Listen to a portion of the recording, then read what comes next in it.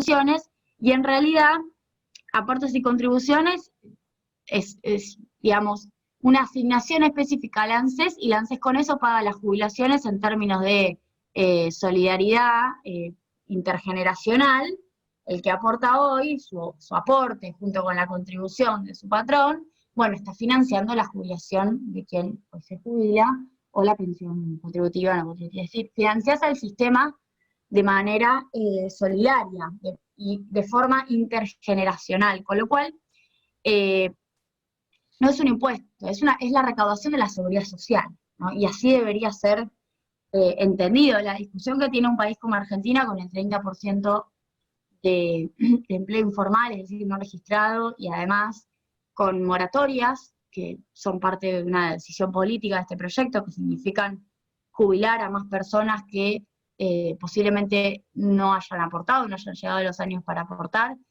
Sí hacen, obviamente, un plan de pagos, pero nunca es lo mismo. Bueno, ¿cómo se hace para que la seguridad social se autofinancie? Es la vieja discusión. Es muy difícil, por eso finalmente siempre termina estando cofinanciada por las famosas rentas generales, de la misma manera que gran parte de las provincias de la Argentina, con la famosa coparticipación, terminan siendo, en algunos casos cofinanciadas, en otros casos financiadas al 60, al 70% por rentas generales, ¿eh? Entonces, ahí hay que revisar también cómo comunicamos nosotros cómo se distribuyen estos impuestos y esta recaudación nacional, porque finalmente la recaudación nacional te sostiene el sistema de seguridad social y te sostiene en muchos casos los niveles subnacionales, las provincias. Entonces, ¿cómo hacemos para que esta recaudación se pueda defender? Y se pueda defender al mismo tiempo modificándola, haciéndola más progresiva. Eso me parece que son los desafíos históricos. Digo, el gobierno de Néstor y de Cristina de 2003 a 2015 tuvo las mismas discusiones, y siempre hemos hablado, incluso haciendo análisis críticos respecto de lo que nos ha faltado en relación a una reforma tributaria, como una de las cuestiones que han quedado pendientes. Yo siempre que abordo esta discusión, siempre digo que el mejor ejemplo de intento de reforma tributaria fue el conflicto con el campo en el año 2008, en donde se buscó efectivamente subir el peso de retenciones y bueno, no se logró. Entonces, bueno, cada vez que uno dice hay que hacer una reforma tributaria, primero que se tiene que preguntar es para dónde, si es progresiva o si es regresiva, y segundo, si la querés hacer progresiva, ¿con quién te vas a pelear? Porque es muy fácil decirlo, pero no es lo mismo hacerlo. Y lo mismo para las provincias. Las provincias tienen, yo acá no estoy haciendo análisis de la tributación provincial, pero sí quiero decirlo para que lo sepan. En un país como Argentina, que es federal, al igual que Estados Unidos, y no hay muchos que sean similares, porque en gran parte de los países, por ejemplo en Europa, la total capacidad de recaudación está en los estados nacionales, 100%. Acá en Argentina y también en países como Estados Unidos, por caso, hay tributación que es subnacional. Es decir, los estados subnacionales tienen la potestad de cobrar impuestos, e impuestos que no son menores, no son las tasas municipales, son impuestos, por ejemplo, ingresos brutos, que es el IVA de las provincias. Por ejemplo, el impuesto inmobiliario urbano, por ejemplo, el impuesto inmobiliario rural. Con esos dos, estoy mencionando los dos impuestos progresivos que tienen los niveles subnacionales para discutir progresividad en sus niveles, ¿no? Digo, el impuesto inmobiliario rural es el impuesto a la propiedad de la tierra. El impuesto inmobiliario urbano, bueno, según acá en Ciudad de Buenos Aires, yo que estoy en Ciudad de Buenos Aires, es el impuesto que la reta de hecho se encarga de subir, y lo hace bien, digo, de subirlo, eso está bien. De la misma manera que hay actualizaciones en otros estados subnacionales en donde eso tiene que subirse, pero en general no es tan fácil encontrar gobernadores que tengan intención de pelearse con los propietarios de la tierra o con los propietarios de grandes mansiones y cobrarles más. Axel Kicillof lo quiso hacer, estamos hablando de la reforma impositiva que inició su mandato y no lo logró. Quería subir fuertemente el inmobiliario rural y el inmobiliario urbano. Pueden ir a buscar las noticias si quieren para refrescar. No fue hace mucho, aunque parece que fue hace una eternidad. y no lo logró. Se encontró con un Senado provincial que le dijo que no, defendiendo a los grandes terratenientes de la provincia de Buenos Aires. Entonces lo que digo es, cuando uno quiere discutir progresividad, se tiene que pelear con alguien. Cristina se peleó con el campo, Axel se quiso pelear con los que viven en countries y con los que tienen grandes propiedades, por ejemplo, en la provincia, y es muy difícil. Entonces, así como les digo una cosa, también no quiero dejar de contar las dificultades.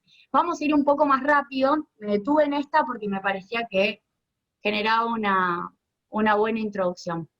Esto es sencillamente para que tengan algún tipo de, bueno, de conocimiento, al menos por arriba, pero viendo los mismos gráficos que están en el presupuesto, me pareció que estaba bueno que vean lo mismo que se publica en el presupuesto, así, al menos si no lo leen, sientan que lo leyeron, genera algún tipo de seguridad mayor, porque además el presupuesto es muy fácil, digamos, si alguien tiene dudas o tiene miedo, éntrele con tranquilidad, porque puede ser más fácil que una nota del perro Berbisky un domingo en el cohete de la luna, eso se los puedo asegurar.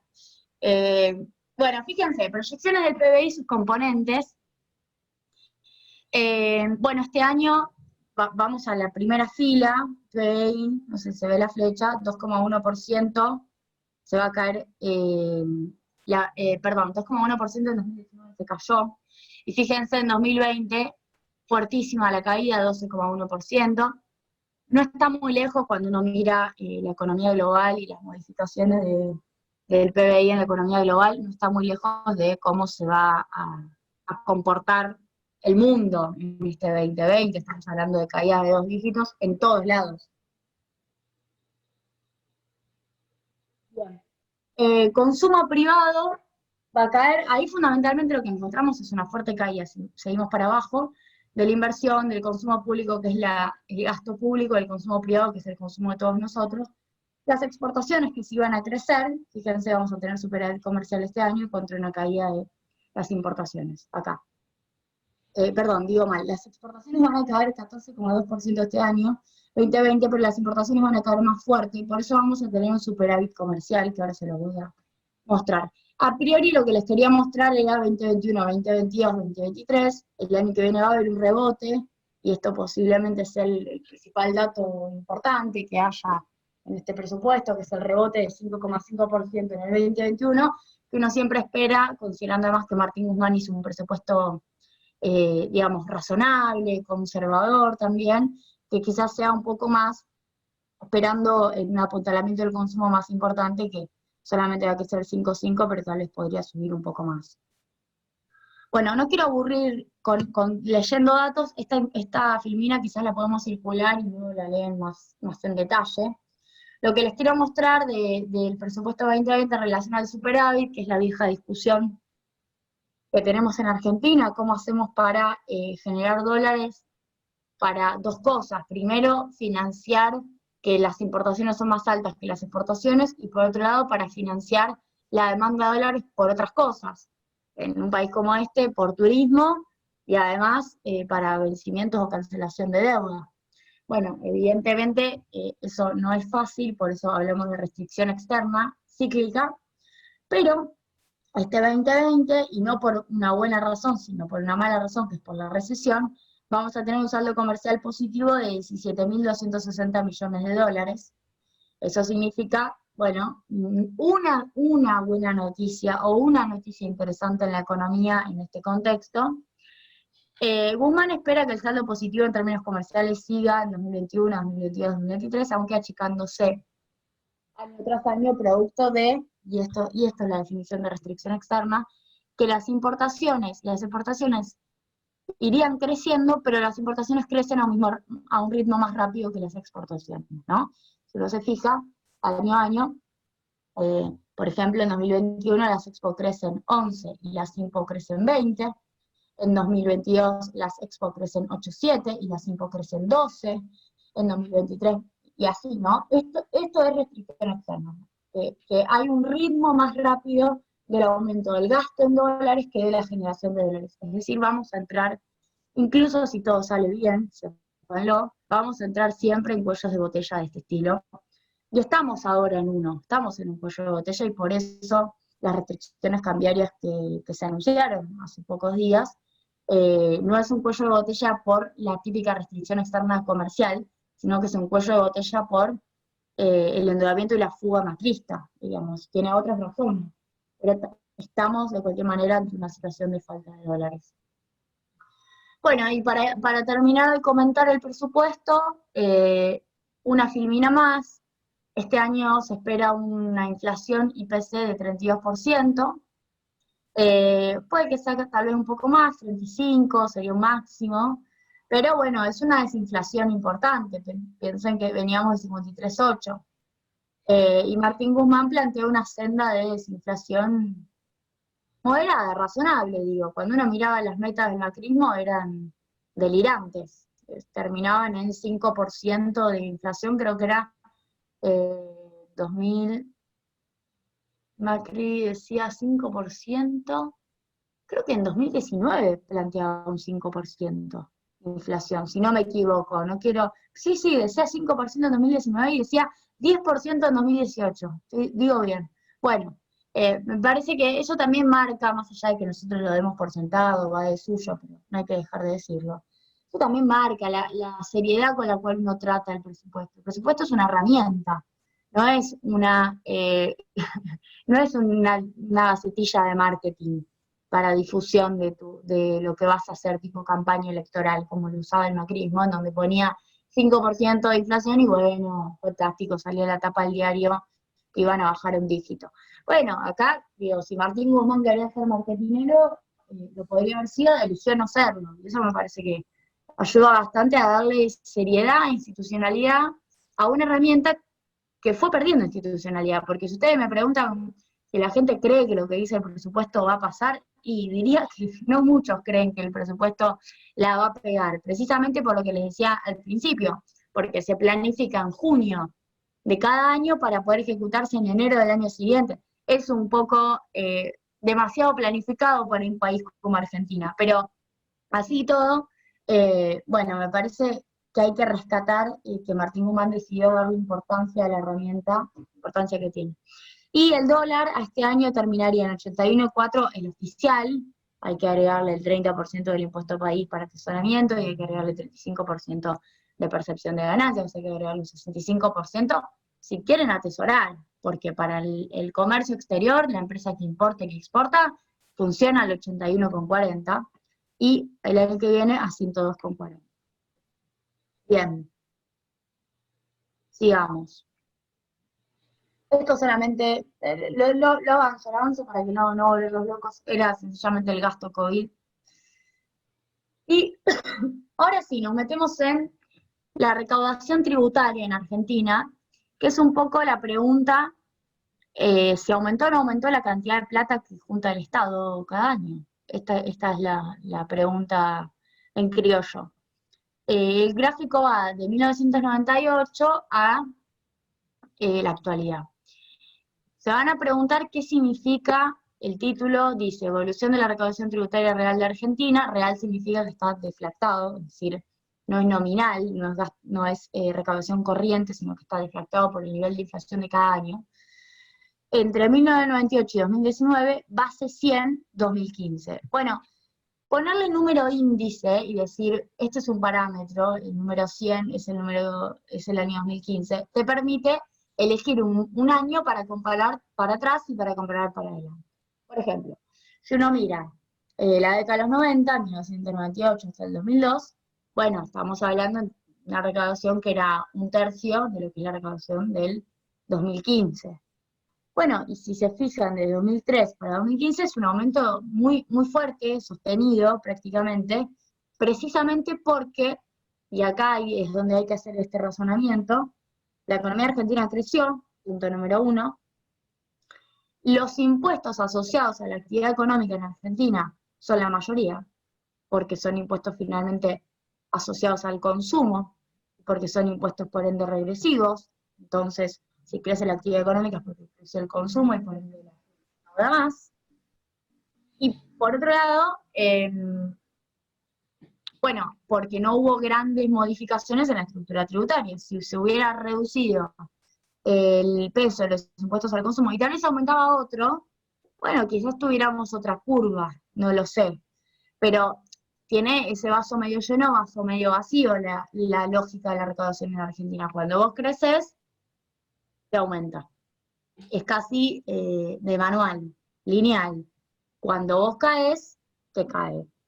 Y lo que tuvo el macrismo fue además dos cuestiones. Por un lado, la caída de la actividad, claro, pero pasó otra cosa adicional. Los despidos y el achicamiento del mercado de trabajo formal generaron una desfinanciación todavía más aguda del sistema de seguridad social. Por ende, tenés una segunda razón por la cual el macrismo perdió impuestos. Pero además, redujo las contribuciones patronales. Entonces, no solo se perdió recaudación por un mercado de trabajo más chico, sino que además resignaron recaudación por la reforma fiscal del 2017 que redujo contribuciones patronales. Y una cosa más, bueno, y además achicaron, si bien significativos en la caída de la recaudación de la magnitud, pero achicaron los impuestos progresivos como bienes personales. El que no achicaron prácticamente junto a las ganancias en materia de cantidad de contribuyentes. De hecho, pasaron de ser 1 millón a ser 1.700.000, prácticamente 700.000 más. Pero, como sus salarios perdieron contra la inflación casi en todos los años, no aportaron mucho más de lo que aportaban antes, ¿entiende? De hecho, hubo gente que, en algunos casos, terminó saliendo del aporte de ganancias. Bueno, esto me parece importante contarlo para que se entienda los tres momentos, digo. Estancado, porque además estamos mirando 98-2002, la recesión de la última parte de la década de los 90, crecimiento y caída. Es decir, los impuestos que implican recaudación tributaria terminan moviéndose como se mueve la actividad económica. Eso te genera, obviamente, que en momentos de recesión como este, en donde tenés un gobierno que sí quiere gastar, porque en el caso del macrismo tenías un gobierno que se le achicaba la recaudación, pero no tenía ningún problema en achicar el gasto. Este es un gobierno que tiene problemas porque se achica la recaudación, porque tiene una recesión muy fuerte. Una recesión, por otro lado, que no tiene explicación en política de gobierno, pero sí en un evento exógeno, igual quiere gastar más, bueno, termina recurriendo al Banco Central, ¿no? Esta es un poco la lectura.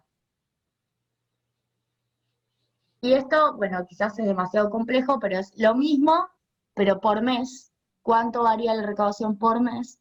Solamente para que vean, esta barra que se va de la escala es el blanqueo. El blanqueo generó, el blanqueo de Macri, ¿no? Estamos hablando de fin de 2016.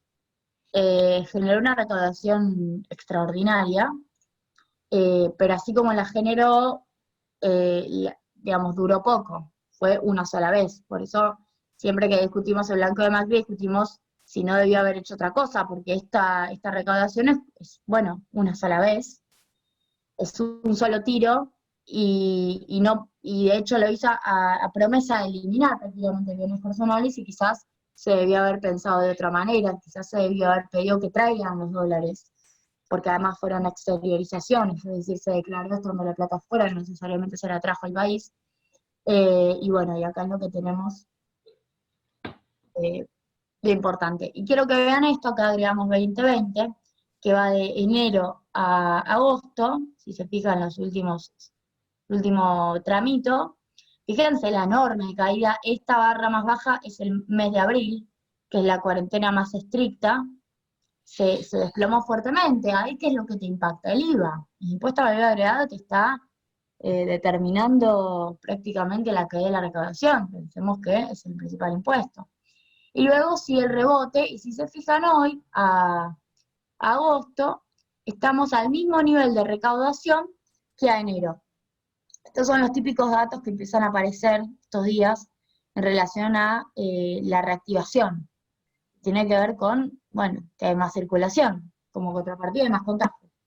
Lo que tenemos, más allá de eso, es que eso impacta en que la recaudación vuelve a su mismo nivel, ¿no? De cualquier manera, el nivel, si se fijan, del último año de kirchnerismo con Cristina, 2015, es un poco más alto. Y cada año, yo le llamo el drama del escalón cada vez más bajo, cada año estamos un escalón más bajo, en materia del promedio de recaudación real por año. 2016 bajo, 2017 cada vez más bajo, y así incluso en años de crecimiento, con lo cual necesita el Estado argentino replantear su nivel de recaudación, no solo qué impuestos, sino también su nivel de recaudación.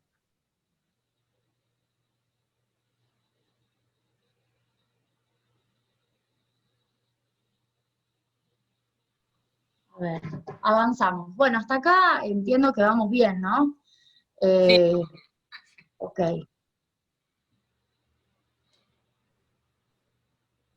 Miren que, ay, me fui. Yo les estaba contando recaudación tributaria. Bien. Bueno, ahora la presentación, y voy a ir un poco más rápido para no volverlos locos, porque ahora sí vienen muchos gráficos, pero la voy a pasar y después ustedes la pueden leer con más tranquilidad. Es esto, digo, cada capítulo es un impuesto para que vean cómo evolucionó cada impuesto. Lo explico atrás sobre eso. Impuesto a las ganancias. Si se fijan, la imagen es lo mismo, digamos. El impuesto a las ganancias está asociado al mercado de trabajo. Más trabajadores y más salario, más impuesto a las ganancias. Menos trabajadores, menos salario, menos impuesto a las ganancias. Bueno, el kirchnerismo hizo eso, a ver, si se me permite este comentario, esa es la locura del liberalismo ortodoxo que no termina de entender cómo funciona este país. Si vos redistribuís, también recaudás más. Si vos generás empleo, recaudás más. Si vos aumentás los salarios, por cómo está armada la estructura tributaria argentina, recaudás más. Entonces, el perro que se muerde la cola, que es lo que hizo el modelo macrista, fue achicar, achicar, achicar, caer en materia de actividad económica y achicar el mercado de trabajo y recaudar menos. Y ese recaudar menos te lleva a decir, bueno, ahora tengo que hacer un ajuste porque recaudo menos. Vuelvo a ajustar, eso me vuelve a generar recesión y vuelvo a recaudar menos, entonces tengo que seguir ajustando. Es la lógica del círculo vicioso del ajuste, recesión y ajuste, recesión. Sobre todo en países, y por eso insisto con esto, en donde gran parte de los impuestos se basan en el consumo y la actividad económica.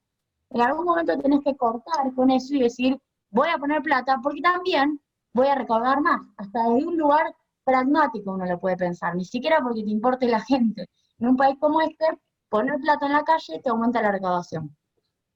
Un segundo que voy a enchufar la computadora. Porque...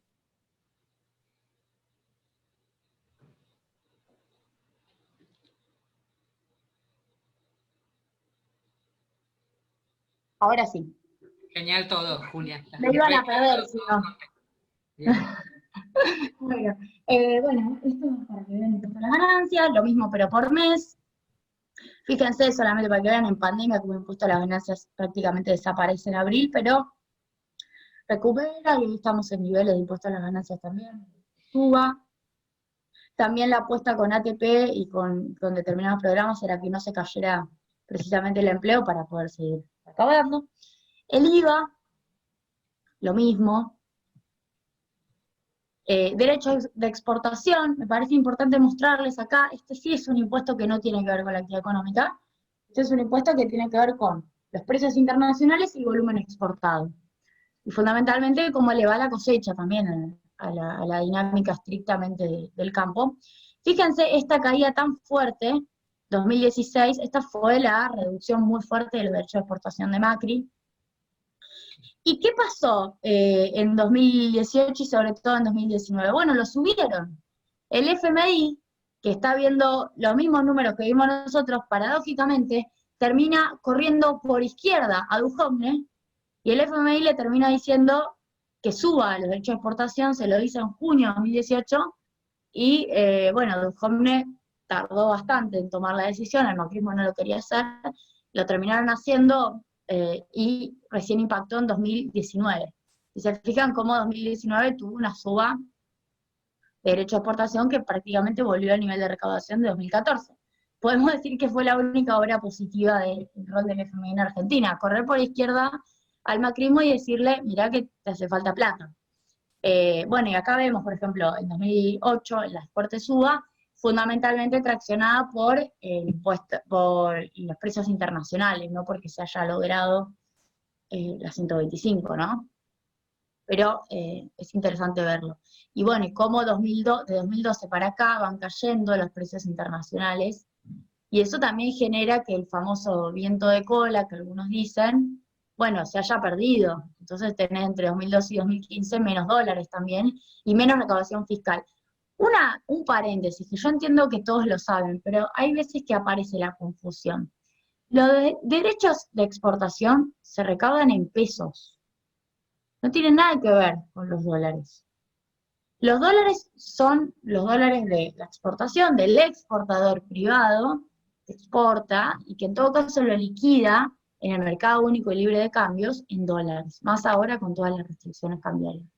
Ahora, el Estado argentino cobra en pesos esto, no se hace de dólares. A veces aparece como un razonamiento quizás entre compañeros que defienden el proyecto político, de decir necesitamos más retenciones para recaudar dólares. No, son cosas distintas. Las retenciones recaudan en pesos. Y esto me parece importante aclararlo siempre. Y es una política, por otro lado, forma parte de una política comercial, no es un impuesto sencillamente, es una política comercial de lo que yo dije antes, de disociación del precio internacional del precio local, de la misma manera que la importación vía aranceles, que acá vamos para adelante, no tengo importación, bueno, la importación te frena, o sea, te sube un poco el precio de lo que entra para cuidar la producción nacional, ¿no?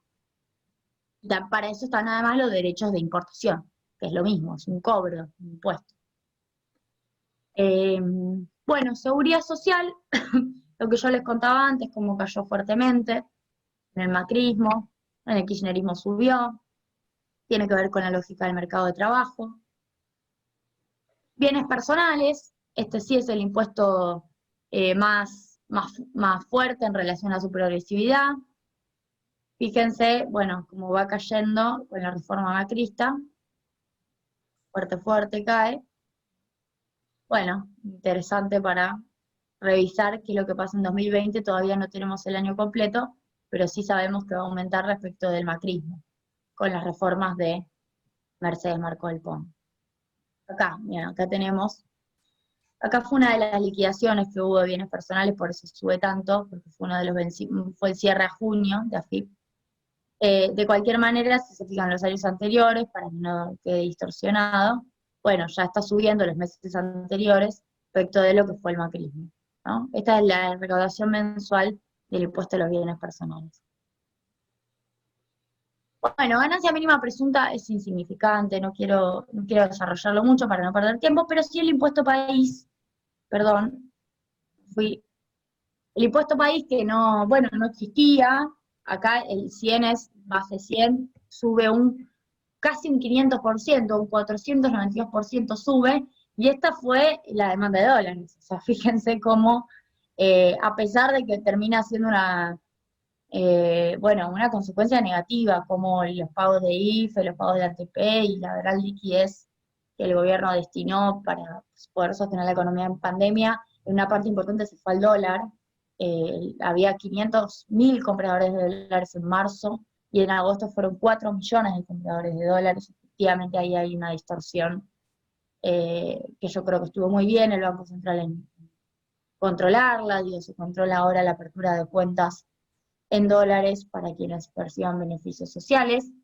El razonamiento es muy fácil, digo, no me arruinen las reservas con la propia plata que yo te doy, ¿no? Es un poco de evitar que la propia plata que pongo a disposición para que la economía no caiga no te afecte con demanda de dólares vía brecha cambiaria, porque te aumenta la brecha, y que eso incluso te genera expectativas inflacionarias, y que esas expectativas inflacionarias afecten a los mismos que finalmente terminan comprando dólares y lo hacen por una necesidad concreta de hacer un diferencial, porque no compran dólares esas 4 millones de cuentas que aumentaron, porque vayan a guardar los 200 dólares. Son personas que en muchos casos no tienen la capacidad de ahorro de los 20.000 pesos que significa la compra de esos 200 dólares más el impuesto país.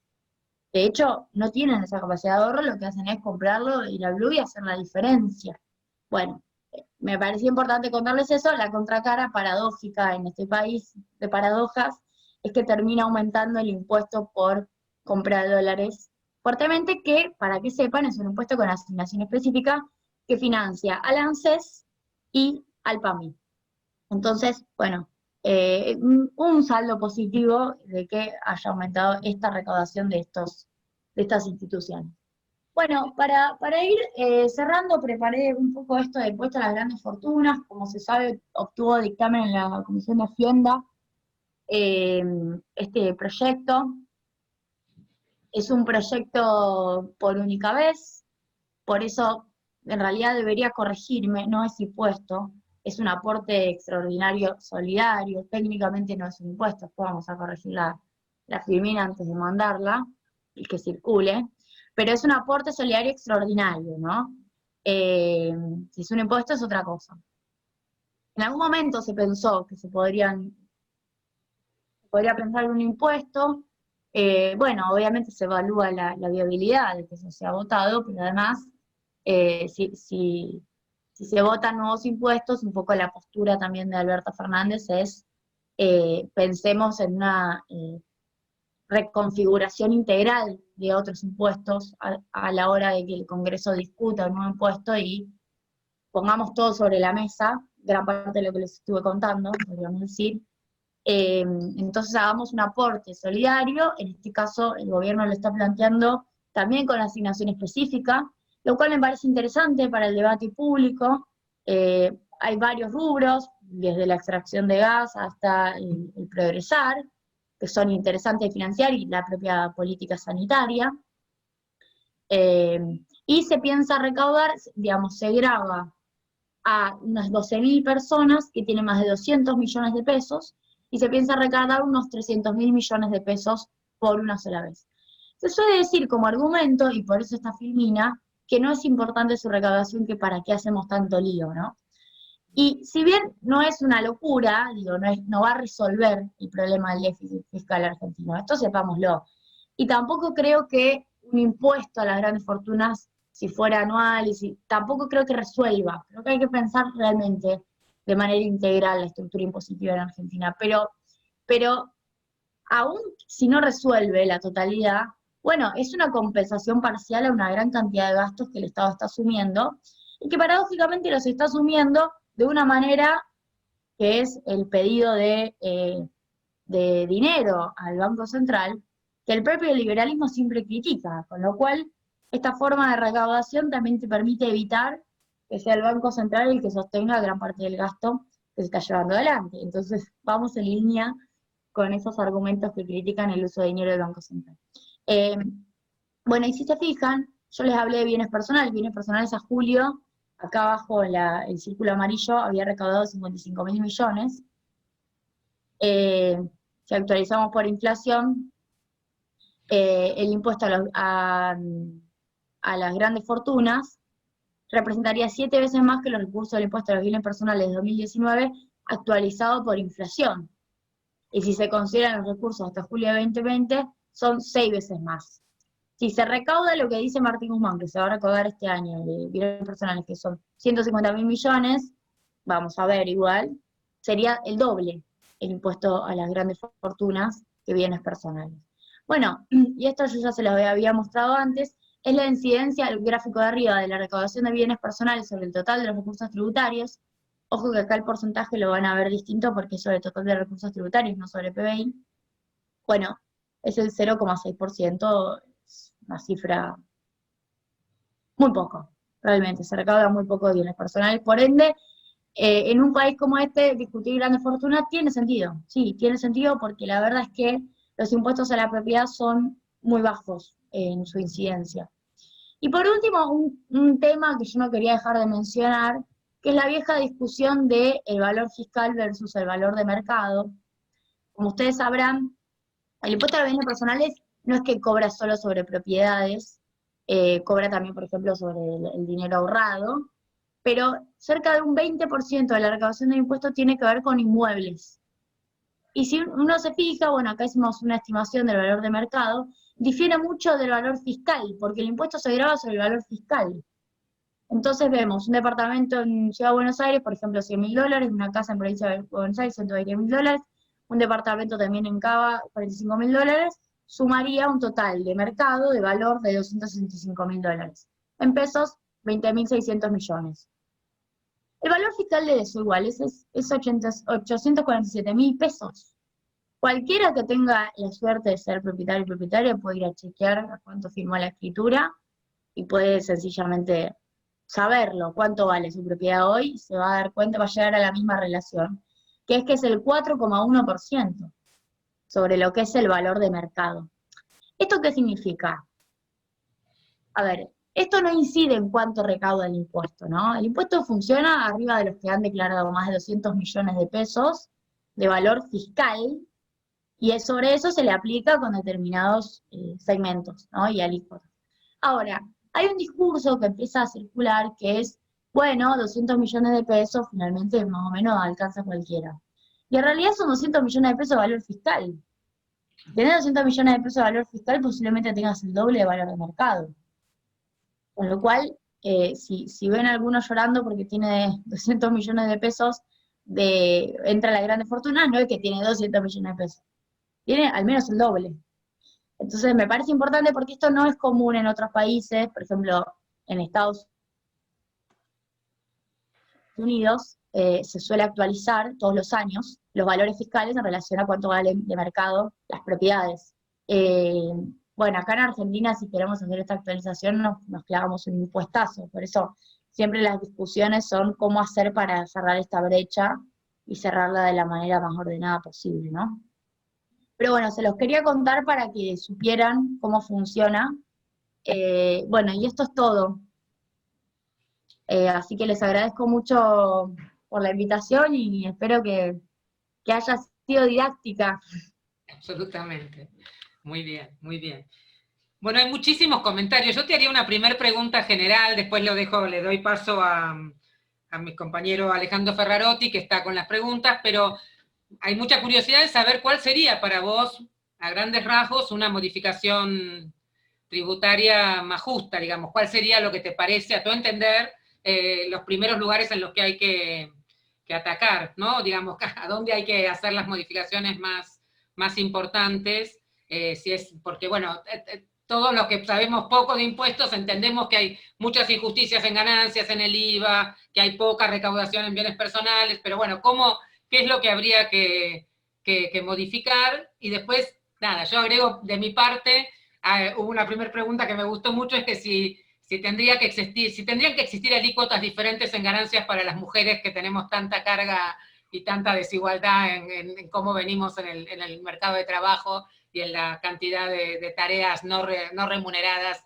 en nuestras vidas. Y eso sería posible y sería interesante pensar si en el mundo hay algún antecedente de algo así. Por mi parte, eso. A ver, arranco por la primera.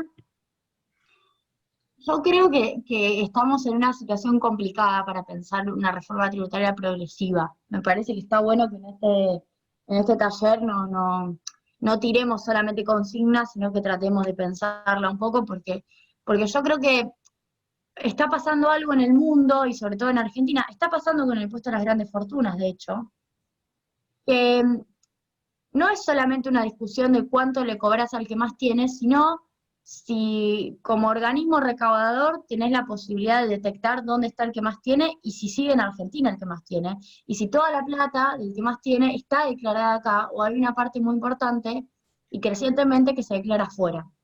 Entonces, ahí tenemos un problema que es que, y algunos ricos con algo más de compromiso con el país a veces lo dicen, que el fisco argentino les termina cobrando al menos vivo o al que no se fue todavía. Pero esta no es una discusión solo nacional, eso está pasando en Europa, les pasa con los paraísos de baja tributación como Luxemburgo, como Holanda, le pasa a Putin de Rusia con Luxemburgo, que está recontra enojado porque se le van algunos residentes rusos o algunas empresas a Luxemburgo, y son rusos, y la verdad es que funcionan en Rusia. Bueno, no es que me quiero ir con esta discusión, pero finalmente tenemos un problema de la base sobre la cual cobramos los impuestos. Pasa lo mismo, digamos, eso pasa para arriba, digamos, tenemos una parte opaca, oculta, que no está acá. El blanqueo ayudó mucho, el blanqueo de Macri ayudó mucho al punto tal que hubo hasta chistes negros que decían que lo pusimos a Macri para engañarlos un rato, que declaren y después venía, ojalá hubiera sido tan sencillo, ¿no? Y para nada fue deseable, con todo el daño que hizo, que sencillamente el blanqueo fuera hoy una base más amplia para grabar. Pero ahí tenemos un desafío, y decía lo del impuesto a la grande fortuna, porque, por ejemplo, en el dictamen, en el proyecto de ley, se establece que la AFIP esté revisando 180 días para atrás, luego de votarse el impuesto, quienes han tenido algún tipo de actitud o de decisión que se pueda considerar evasión o elusión impositiva, básicamente por irse a Uruguay o por irse a otro país. Bueno, si tenemos un proyecto de ley que está poniendo eso por escrito y que tenemos a la AFIP que evidentemente está revisando quienes han cambiado su residencia en estos últimos 180 días en virtud de un eventual impuesto, es porque tenemos un problema de pérdida de contribuyentes y de los contribuyentes a los cuales nosotros les queremos cobrar para sostener nuestro estado de bienestar. Bueno, me parece que necesitamos abordar esa discusión. O sea, sería muy parcial abordar la discusión de la progresividad sin discutir cómo hacer para generar que los contribuyentes extranjeros se vayan o generar algún tipo de acuerdo de doble imposición, digo. Encontrar la manera, quizás de manera regional, con alianzas, entre otros países, para que pague el que finalmente tiene, porque la discusión no es que pague cualquiera, que contribuya al Estado el que tiene su interés económico en ese Estado. Porque, digo, hay algunos contribuyentes con los cuales uno no tiene por qué ir a buscar que contribuyan, pero hay otros que tienen sus empresas, que tienen su familia, que tienen su... bueno, en ese caso lo que hay que encontrar es la manera de gravar a esos de la forma más eficiente posible. Entonces, digo, cualquier reforma tributaria progresiva necesita el aumento de la capacidad estatal y el aumento del conocimiento estatal de cómo funciona la evasión y la elusión fiscal para grabar a los que tienen que grabar. Si no grabamos a los que se quedaron o a los que quizás terminan estando acá, pero a medida que se van avivando, se van. Digo, en algún punto cuando uno lee cómo funcionan las offshore, ese libro de Santiago Dones, Argel Leaks, bueno, se da cuenta que, y no es que los quiera justificar con esto, pero me parece que se da cuenta que hay una dinámica global. El que no la hizo es porque todavía no se le cruzó por delante un estudio de eso para ofrecérsela, pero sencillamente es práctica la lógica del capital, ir a hacer un offshore, declarar un holding que no paga impuestos y bajo ese holding poner a todas las empresas que operan en los países o en los estados nacionales. Entonces, ahí hay una decisión que en algún punto es global y que es importante. Se discuten exit tax en algunos lugares, que son tasas de salida, que es cuando algunos países discuten progresividad, pasa en Estados Unidos. De hecho, no me sale el nombre, New Jersey, el gobernador de New Jersey propuso impuestos a las grandes fortunas para financiar el COVID, y de la misma mano propuso que se le ponga una tasa a quienes se fueran de su estado para no pagar. Digo, parece que tenemos que abordar esas discusiones, si no es medio tonto. Pero, por otro lado, en relación a la recaudación, digamos, general, creo que también tenemos el problema de la no registración. O sea, la no registración, que quizás nosotros nos interesa más discutir la no registración laboral, tiene un costado que es la no registración fiscal, y que tiene un costado muy importante en cómo incide la recaudación. Básicamente el sistema de seguridad social hoy no tiene sustentabilidad porque hay un tercio de la población que, bueno, no solo trabaja en condiciones de precariedad y no está registrada, sino que no termina contribuyendo, no los trabajadores, sino los patrones, al sostenimiento de la seguridad social. Entonces ahí hay que encontrar la manera de registrar a todos esos trabajadores, porque además una empresa que no te registra al trabajador o trabajadora, es muy probable que tampoco pague la totalidad de los otros impuestos que tiene que pagar. Entonces, cuando muchos sectores del mundo pyme se quejan de la mayor presión fiscal que ellos sienten que tienen, y que en muchos casos cuando uno compara grandes empresas argentinas con pymes, dice, bueno, acá hay una regresividad en la presión fiscal a veces, es el mundo pyme que hacia las grandes empresas. Débora, si todavía está conectada, quizás lo sabe mejor que yo, pero ahí lo que nos encontramos es la necesidad de declarar y de registrar al conjunto del entramado productivo, porque esa es la única manera de bajar impuestos que yo veo. Yo veo hoy muy difícil, con los datos que le mandé, esta lógica de reducir impuestos para aumentar la inversión. Digo. Es más fácil dejar todo como está que ir hacia esas reformas que lo que hacen es achicar el Estado. Con lo cual, bueno, como les estoy contando, es bastante difícil. Creo que ahí sí hay algunas cuestiones que se han reducido, también contribuciones patronales no ha llegado a recuperar nunca el nivel en el cual Caballo la redujo a contribuciones patronales, que es el aporte que hacen los empresarios. Pero ahí nuevamente tenemos otra discusión global que es la del famoso costo laboral, que en algún punto nos entrampa. Digo, que Brasil haya hecho la reforma laboral que hizo, nos pone en el aprieto de que cada vez que querés tocar un impuesto, por ejemplo que claramente te incide en el costo laboral, de hecho la propuesta de los empresarios es bajar contribución patronal. Nosotros queremos ir a contramano, es más difícil. Bueno, nuevamente te encontrás con ese desafío, con lo cual yo creo que hay que ir impuesto por impuesto, y hay que revisar las posibilidades, pero las posibilidades no de cobrar al tuntún, sino de encontrar la manera de que cada modificación sea progresiva. Si hay algo de esto que está en la agenda del gobierno, me parecería bien. Creo que la reforma fiscal que hizo Duhovne fue muy nociva, porque además hizo ese pacto fiscal escandaloso con las provincias para que redujeran ingresos brutos, cuando nos guste o no nos guste, porque es regresivo, es la forma de financiación que tienen las provincias, y si lo reducen, igual después tiene que estar el Estado Nacional atrás financiándolas con impuestos regresivos igual. O sea, hablaba de un desconocimiento total de cómo funciona la financiación y la coparticipación. Al punto tal que las propias provincias decidieron, en el marco de la crisis, frenar la reducción de ingresos brutos en el marco del pacto fiscal. Fueron las propias provincias las que dijeron, bueno, esto no tiene sentido. Con lo cual yo creo que necesitamos eso, y para cerrar, creo que necesitamos, desde la heterodoxia económica, y ahí lo digo, conozco el mundillo, darle más bola a la cuestión tributaria. Me da la sensación que es como que tenemos una división de tareas. Los heterodoxos nos ocupamos del gasto y los liberales de la recaudación. Y la verdad es que no, porque además siempre vamos a estar más preocupados por cuánto se gasta en IFE o en jubilaciones, y está muy bien, pero nosotros mismos tenemos que hacernos cargo de la discusión tributaria, porque si no, cada vez que nos vienen con las propuestas de ajuste, es muy difícil de este lado encontrar quienes tengan un discurso afilado respecto de cómo hacer las modificaciones. Bueno, eso era lo que... No sé si respondo a la pregunta, muy largo tal vez. No, perfecto. Disculpa, Julia, te quería hacer un comentario respecto a este tema.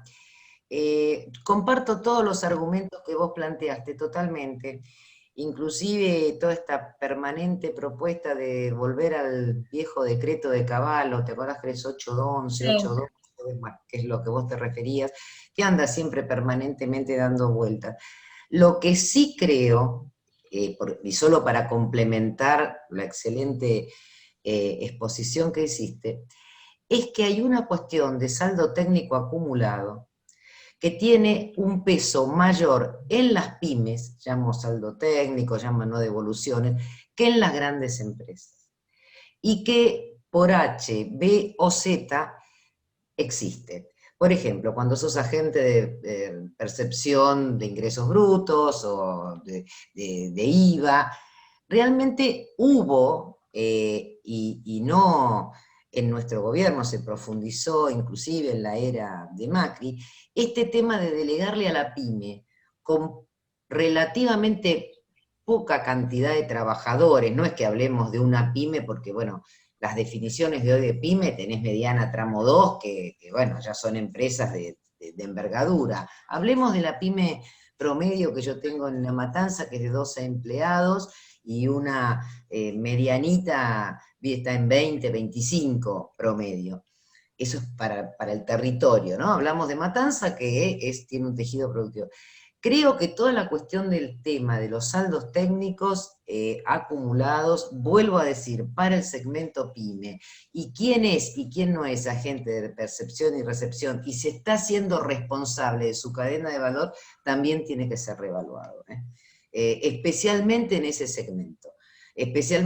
segmento de empresas que tienen hoy hasta 20, 25 trabajadores, que en el caso de La Matanza te diría, bueno, son el 65% de las empresas, y que se tuvieron que hacer cargo como agentes de impuestos que no han cobrado, y que hicieron, o sea, empeoraron la situación de ruptura de pagos por el tema, bueno, traída por Macri, porque la cadena de pagos venía prácticamente pendiente de un hilo con Mauricio Macri. Bueno, después tuvimos el COVID, que es un fenómeno exógeno mundial, pero ya venía mal. Entonces me parece que hay una cuestión, vos planteaste todas las cuestiones, las alícuotas, el fracaso de las tributaciones, si no tenés realmente a quién grabás, si no ves la cuestión de los paraísos fiscales, es uno de los grandes, entre comillas, fracasos del impuesto a la herencia en todas partes del mundo. Claramente los españoles que tienen la alícuota, no me acuerdo si es del, no quiero decir barbaridad, pero si es del 30% más, se van a Portugal. Y si no, se van a, bueno, y los rusos están, como vos bien decías, en Luxemburgo, y ahora, el otro día estaba leyendo un artículo, es Chipre. Entonces, bueno, lo que digo, eso comprendo plenamente, y después ver, bueno, las bases imponibles, las actualizaciones, pero me parece que esta función de agente de recepción y percepción tiene que ser, digamos, más segmentada por tipo de empresas, rubro, región. Me parece eso más saludable, ¿no? Porque tenés créditos acumulados, y que esos sí sean de libre disponibilidad, no los de todos igual, pero eso sí, que realmente puedan utilizarse si están, digamos, para el pago y el cumplimiento de las obligaciones. Y obviamente todo el tema de la formalidad. Sinceramente, además en los momentos de recesión, como, digamos, o de caída de la actividad, pese a que ahora estamos saliendo, como hoy vos planteabas por la recaudación, y como planteaba Culfas, o sea, empezando a retomar niveles, digamos, pre-COVID, bueno, digamos, toda esta cuestión de caída de la actividad económica, bueno, te trae un impacto muy grande en toda la cuestión de la recaudación, y claramente de alternativa de financiamiento a través de ARBA, AFIP o los municipios, en detrimento de del capital de trabajo, que a veces no es accesible para ese tipo de empresas, te hablo del mundo pyme, en los bancos, justamente por no tener la formalidad necesaria. O sea, es como el huevo y la gallina, como no tienen las formalidades necesarias, no pasan los estándares de un banco. Como no pasan los estándares de un banco, se financian con impuestos, digamos, con el no pago o dilación de los pagos de los impuestos nacionales, provinciales y municipales.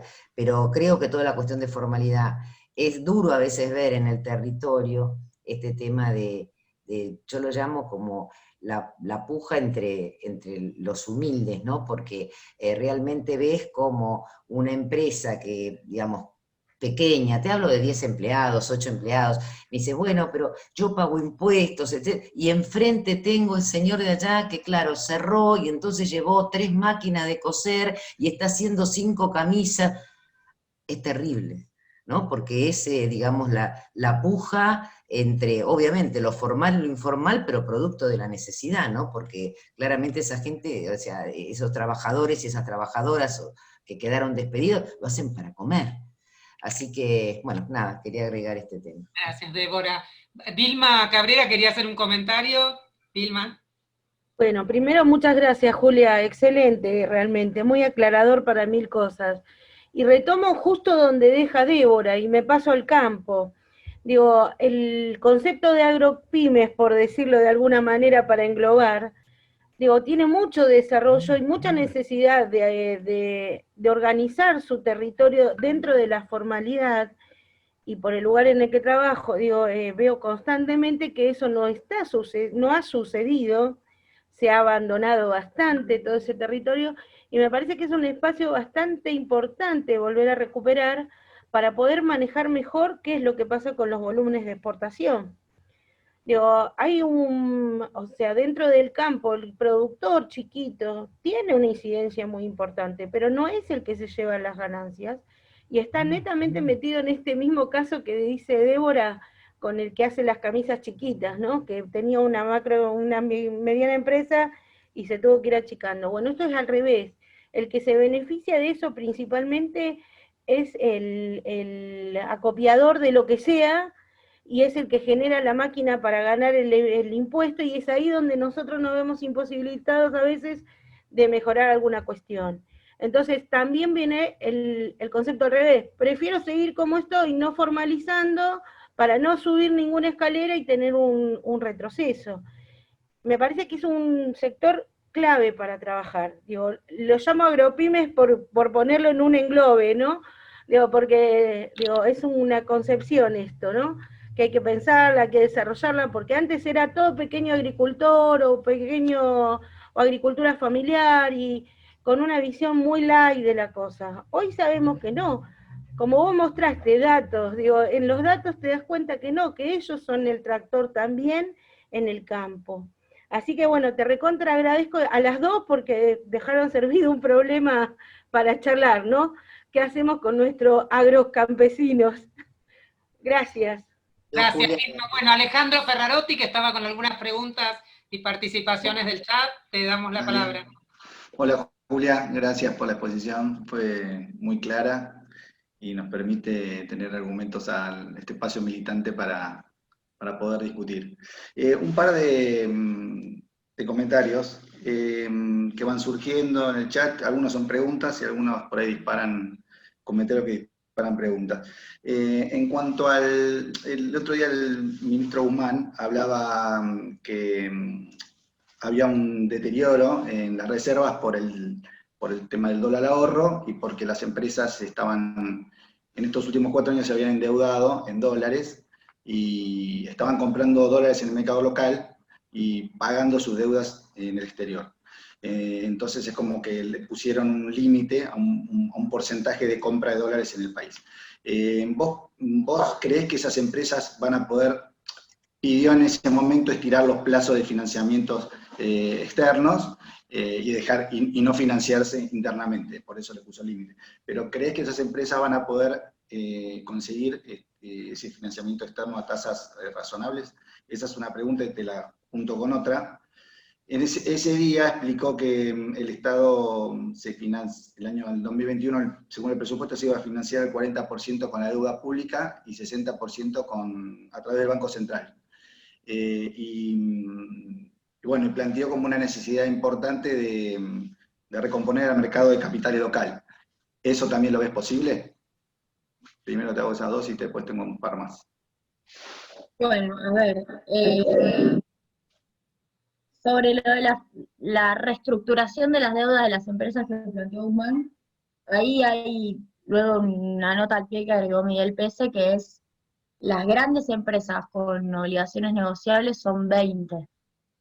Luego, digamos, hay un universo que tiene otro tipo de endeudamiento, pero las que han emitido obligaciones negociables y tienen vencimientos, que la obligación negociable es como el título público del Estado, son 20, son de las más grandes, es decir, no hay una especie de afectación generalizada al entramado productivo. Creo que hubiera sido bueno comunicarlo mejor, pero al margen de eso, me parece que ahí hay ya una manera de acotar el universo. Lo digo porque hubo ahí algunas notas, por ejemplo, Infobae saliendo a decir que el gobierno ponía en jaque al mundo productivo con esto. Nunca está bueno tener que decirle a las empresas que reestructuren la deuda en un contexto en el cual sabemos lo que es una reestructuración. Digo, el Estado argentino estuvo 8 meses para reestructurar su deuda, y un poco la crítica que a veces se hace es les pedís que en un semestre o que en menos de un semestre reestructuren su deuda. Ahora, no es una reestructuración total, es una parte. Lo que está haciendo el Banco Central es decirle, más o menos, armar un calendario de pagos para pagar en 2 años tu deuda. Estamos hablando de unos 3.300 millones de dólares. Ese es el total, creo, si no me equivoco, de la deuda. Sí, con lo cual ahí yo diría que es un poco más acotado. Respecto de dónde sacan los dólares, ahí sí está la discusión de la aplicación, porque una de las posibilidades era que vayan al contado con liquidación, y la duda era si acceden a los dólares para cancelar deudas tras el contado con liquidación, cómo acceden al MULC para la importación, al mercado único libre de cambios. considerando que, por ejemplo, la regulación existente hoy es de 90 días de distancia, o sea, si accediste al paralelo, no podés esperar, no podés acceder en medio de 90 días al oficial, y así. Digo, no sé, tal vez ha salido alguna rectificación o alguna aclaración respecto a eso, pero esa era una de las dudas que tenían las empresas, que tal vez, estas grandes fundamentalmente, tenían que ir al paralelo para comprar los dólares financieros para cancelar deuda, porque el Banco Central no se los da, pero al mismo tiempo sí tenían que ir al oficial para acceder al valor oficial para hacer importaciones, ¿no? En algún punto es la vieja discusión que siempre tiene el Banco Central. Yo siempre pongo el ejemplo en contextos de restricción externa, que tiene 100 dólares y le vienen a pedir 100 dólares para atesorar, 100 dólares para comprar insumos para la industria o 100 dólares para pagar deuda de empresa. Bueno, ¿a quién elijo, no? Yo siempre digo, en el momento en el cual nuestro proyecto político llega a la situación en la cual le tiene que decir a una empresa que no puede comprar un insumo, es donde realmente empezamos a tener problemas nosotros mismos como proyecto. Y nos pasó en distintos momentos, lo hemos sobrellevado, ¿no? Hemos autorizado menos dólares para la importación.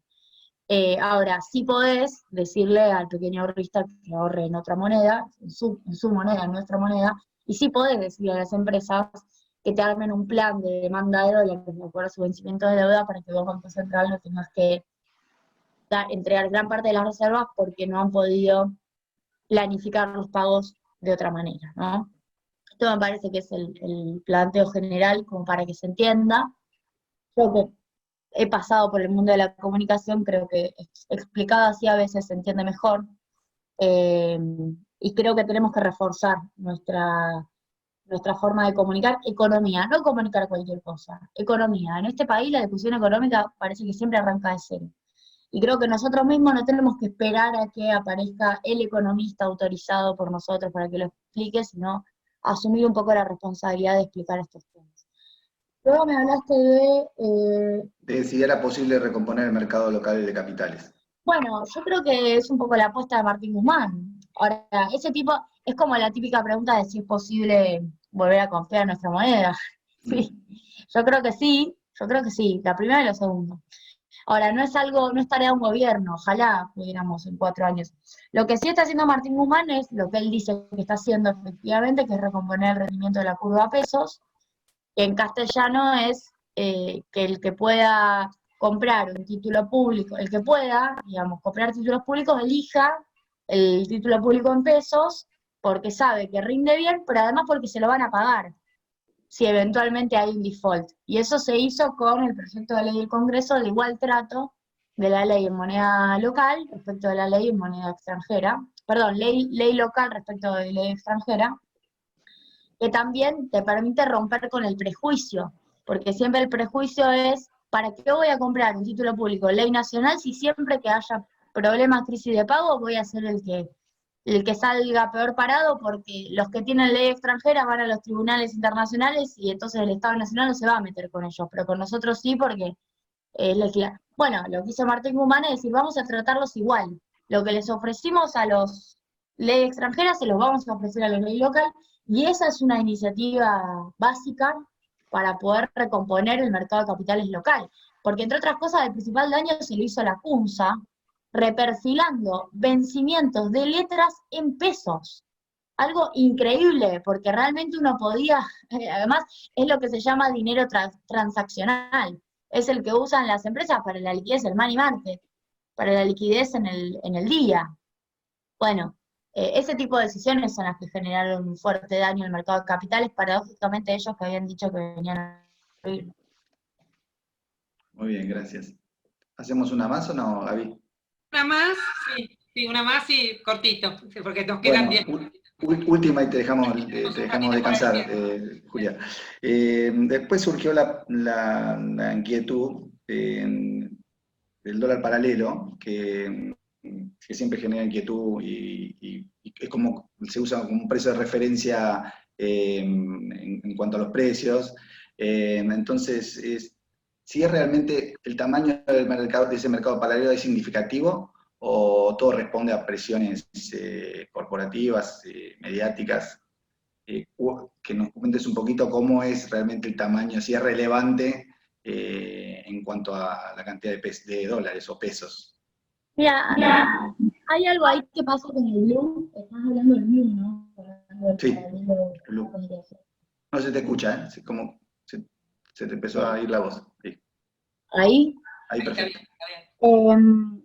El mercado del Blue, ahí tiene razón Pese, más allá de sus metáforas en relación a quién va al Blue, pero es un mercado en el cual, si yo te digo cuánto mueve, te miento, porque no lo puedo saber. Quizás el Banco Central, si se pone como política perseguir a esas cuevas, a los arbolitos, digo, puede detectarlo y puede hacer alguna estimación. Yo, Julia, no te puedo decir cuánto mueve por día el Blue. De hecho, un día te puede mover nada, 10 millones, y otro día te puede mover un montón, 200 millones, lo cual es insólito, no mueve eso. Y eso puede ser muy aleatorio. ¿Y cuál es el drama del Blue? Que si vos tenés una jornada con un volumen muy bajo, no sé, se transaccionaron, no sé, 3 millones de dólares en un día. Muy bajo el volumen. Pero tenés dos que te fueron a Blue con 2 millones y te fijaron un precio de una locura y los otros lo convalidaron. Bueno, tenés a dos actores de una economía enorme fijándote el supuesto precio de referencia que ahora los medios dicen que es ese de toda la economía. El problema es que como no se controla el volumen, vos no podés saber cuán representativo es. Vos sabés cuán representativo es y sabés cuánto se transacciona en ese mercado. Y no hay estadísticas al respecto porque no es un mercado oficial. Entonces siempre volvemos a lo mismo. Yo creo que siempre para cualquier política cambiaria el control de cambios te arma un dólar paralelo y te genera el problema de la fijación de ese dólar como referencia. Es así. Yo creo que lo que tenemos que tratar de hacer es que el paralelo oficial, que es el contado con liquidación en el MEP, sea el que mayormente canaliza aquellas operaciones que no van por el dólar comercial, por el dólar oficial de comercialización, de importación e exportación. Pero yo diría que el problema del Blue es parte de nuestro modelo económico. Lo que tenemos que hacer es intentar que nunca se vaya mucho más de un margen razonable. Perfecto. Bueno, muchas gracias, Julia. Bueno, Julia, nada, la verdad que, bueno, muchísima participación. Fue nuestra primera experiencia así en taller virtual, pero salió muy bien porque estuvo muy bueno tu PowerPoint, que la verdad nos ilustró muy bien lo que es el presupuesto. Yo te pido como final, sabemos que se anunció que este último presupuesto 2021 se había hecho con perspectiva de género, si tenés una mínima explicación, porque acá las mujeres estamos reivindicándonos en nuestra lucha y somos muchas en el curso y muchas las coordinadoras del Patria y de los cursos en este sentido. Así que bueno, una reflexión final sobre la perspectiva de género en el presupuesto y si es posible en la base, no sé, en lo impositivo. Pero con eso y cerramos y después nos saludamos todos con las cámaras. Gracias. Sí, varias cosas sobre ese tema. En primer lugar, es muy interesante lo que ocurrió. Quedó obviamente, como siempre pasa con las cuestiones de género, quedan en segundo lugar como si fueran menos importantes, pero la verdad es que es muy importante la perspectiva de género. Hay un trabajo de etiquetado que viene haciendo la Oficina de Presupuesto del Congreso, que es muy importante. Yo diría, habría que concentrarse ahí para quienes estén interesados en estudiar estos temas, porque se suele pensar, quizás medio a primera vista, que la perspectiva de género es un poco buscar cuáles son los programas que tienen que ver con las madres, con los niños. De hecho, hay un programa que es Atención a la Madre y al Niño de Desarrollo Social, o los programas que tienen que ver con salud sexual, con educación sexual, en fin, todo ese tipo de programas es como que va de suyo que tienen que ver con la cuestión de género. Ahora el desafío que tiene este tipo de proyectos políticos feministas es de encontrar la vuelta para que muchos de los programas que no están siendo vistos como programas que tienen la posibilidad de cambiar en términos de género la lógica territorial en algunos casos, puedan ser vistos como tales. Digo, uno puede discutir obra pública con perspectiva de género, ¿no? Por poner un ejemplo. Lo cual también te permite discutir con perspectiva de integración de la discapacidad, que a veces tampoco es visto de esa manera, y los lentes feministas nos permiten ver discriminaciones que de otra manera no se ven. Digo, los lentes feministas no permiten ver todo lo demás. Entonces, digo, el desafío es ese, porque me parece que también la disputa es para que el próximo presupuesto, este ha sido el primero, se pueda discutir antes del etiquetado qué programas podrían tener perspectiva de género y no lo tienen. Me parece que la perspectiva de género no debería servir solamente ex post. Una vez que se hizo el Congreso, bueno, los clasificamos, contabilizamos cuántos son los programas que tienen perspectiva de género, sumamos la plata y decimos, esta es la plata destinada. No, te permite decir para junio de 2021, cuando arranque el diseño del presupuesto 2022, ¿cómo hacemos para que determinados programas tengan perspectiva de género y, por ejemplo, entren al etiquetado de PPG, que es el etiquetado de presupuesto con perspectiva de género que agrega la Oficina Nacional del Congreso de Presupuesto? Y ahí pasa algo con Argentina, que es que muchos programas que son de ingresos, por la propia feminización de la pobreza y la distribución regresiva de ingresos entre varones y mujeres, terminan siendo programas que sin buscarlo tienen una perspectiva de género. Digo, todo el programa, bueno, AUH, tarjeta alimentar, el propio ingreso familiar de emergencia, el IFE, y podríamos decir la política de la jubilación mínima, que no es una política que está en el presupuesto, pero que es una política que se define, va asociada al Consejo del Salario, de hecho. Bueno, todas esas políticas, en la medida en que mejoran progresivamente, tienen un impacto positivo en cuestiones de género. No sé si por una buena razón, digo, sería bueno que las mujeres no sean las que mayormente integran la pobreza. Pasa por eso, digo, como las mujeres son las que mayormente se encuentran en los deciles más bajos de ingreso, cualquier política de ingreso que te aumente el impacto en la población más pobre, te genera un impacto positivo en perspectiva de género. Y eso me parece que está bueno verlo para evitar procesos de ajuste con más argumentos. Yo siempre digo, finalmente Christine Lagarde, siendo mujer y teniendo poder, porque tenía poder de decisión en el FMI, terminó siendo quizás impulsora en un organismo multilateral de crédito de reformas presupuestarias que fueron regresivas en términos de género. Fueron regresivas porque ajustaron las principales erogaciones que finalmente mejoraban la calidad de vida de las mujeres. Entonces, a mí me parece que hay que ver esas cosas con esos lentes, y creo que este gobierno en esta pandemia ha avanzado mucho en esos temas. Creo que ha sido uno de los temas que más se ha avanzado, porque paradójicamente la pandemia nos permitió visibilizar las tareas de cuidado. Hace falta discutir el Sistema Nacional de Cuidados, pero necesita para eso discutir cómo funciona la seguridad social. Todo lo que dijimos sobre la charla tiene que estar integrado a una discusión de un nuevo gasto. Que sería injusto llamarlo un nuevo gasto, porque en realidad es un trabajo que no tiene remuneración y merece tener una remuneración. Pero ¿cómo discutimos un Sistema Nacional de Cuidadoras o de cuidadores que permita dar una atención a ese trabajo no remunerado, que las mujeres, en última instancia, al final del día, siempre terminan haciendo, incluso a pesar de todos estos cambios que estamos impulsando? Las horas destinadas a la doble jornada laboral es muy difícil que cambien. Así que, bueno, eso es lo que puedo decir al respecto. Muchísimo, muchísimo. Muchas gracias. Y bueno, vamos a pasar alguna información que nos están mandando sobre las políticas de cuidado. Por suerte hay mucho en nuestro gobierno que se está haciendo al respecto de las políticas de género, y lo que realmente tiene mucha sustancia, que son las políticas económicas, las políticas tributarias, las políticas sociales en relación a las reivindicaciones de la mujer, y no solo algunos temas que quedaban relegados hacia las mujeres en otras épocas. Así que muchísimas gracias, Julia. La verdad que ha sido, ya está, todos nos vamos sabiendo muchísimo más. Julia, excelente. Muchas gracias. Nos dimos la cámara todos, nos saludamos, y bueno, todos agradeciendo, y bueno, y ya nos veremos en los próximos. Gracias, Julia. Saludos a todos y todas. Muchas gracias, Julia. Gracias. Muy bueno, Julia, compañero. Muy bueno. Muchas gracias. Muy bueno, Julia. Muy buen curso. Julia, muchas gracias. Muchas gracias, Julia. Gracias al Instituto. Gracias. Taller.